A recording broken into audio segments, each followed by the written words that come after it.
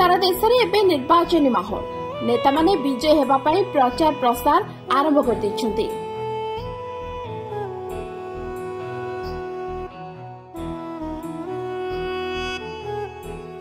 सेपरी इस्ताहारे अनेक पार्टी अनेक कथा भी लिखिछन्ति।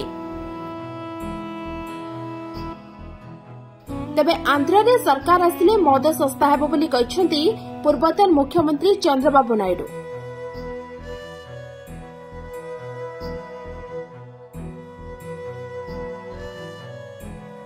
टीडीपी मुख्य चंद्रबाबू कहिछन्ति तांको दल जदि क्षमता को आसिला लोके क्वालिटी मद पीबे आ अल्प अर्थरे सेमाने मदर मजा नहीं पारबे।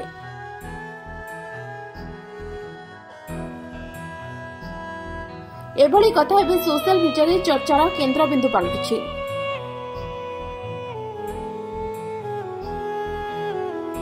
चंद्रबाबू एक कथा कहवा सहित वर्तमान थिबा मुख्यमंत्री जगनमोहन रेड्डी को से समालोचना करछन्ति। मद दाम वृद्धि मुख्यमंत्री कराइछन्ति बोली से तांको अभिभाषण ले कहछन्ति।